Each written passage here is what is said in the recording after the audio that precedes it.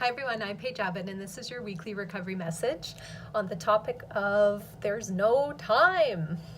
I'm kind of caught in that loop lately, and we all get there from time to time where we feel that there's just not enough time. And when you're caught in that loop, there's a few things that I would recommend that you check in on. One is your expectations.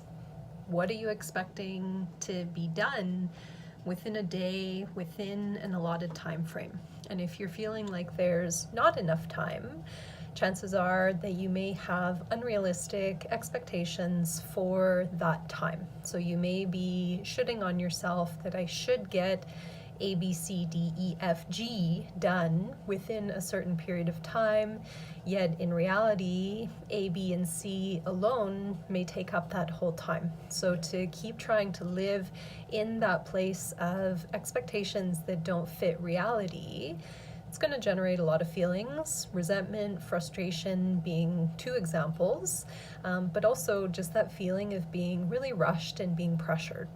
You may also want to look at the expectations for performance that you're placing on yourself.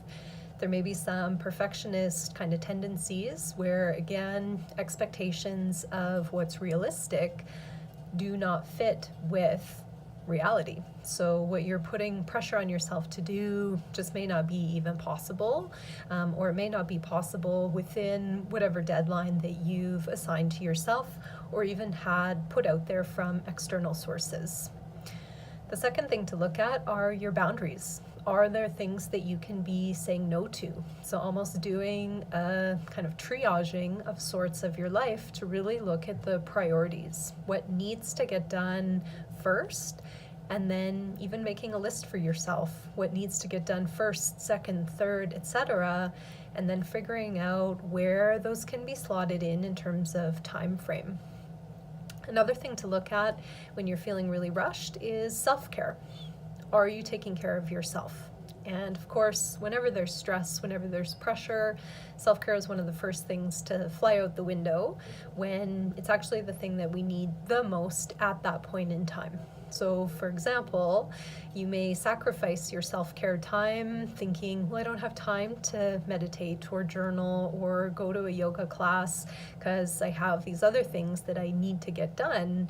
And yet, because we're not taking care of ourselves, we don't have the energy, we don't have the resources, we're likely to be more scattered, and therefore we're actually more inefficient with our time. So that's sort of the irony of this.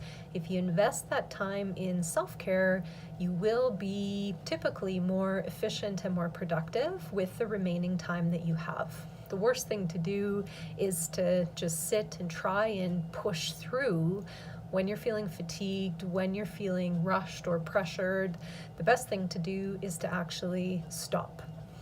So I hope that you can reevaluate sort of how your days and your life are looking right now and see what sort of traps you may be falling into and how you can start to step out of that and start to connect with a feeling of freedom and space. Another thing you may want to look at is your self-talk. If you're continually telling yourself, I'm rushed, there's no time, I can't do this, etc., then of course those things are more likely to be true. You will be rushed, there won't be time, you won't get things done. But if you can change your self-talk to, I'm competent, I'm capable, I'm doing this, I will get done what I can, those sorts of messages, then it's interesting to see how our energy and our behavior follow suit. I wish you the best in this ongoing journey of trying to find some balance and trying to find that freedom and that space of time. It exists. We have enough time. It's just, what are we doing with it and what are we making of it? What's our perspective is another part of that. So I hope that you'll continue to be patient and look at these pieces of expectations, boundaries, self-care, etc. as you keep moving forward through your life journey. I wish you all the best in your ongoing journey of recovery. Bye for now.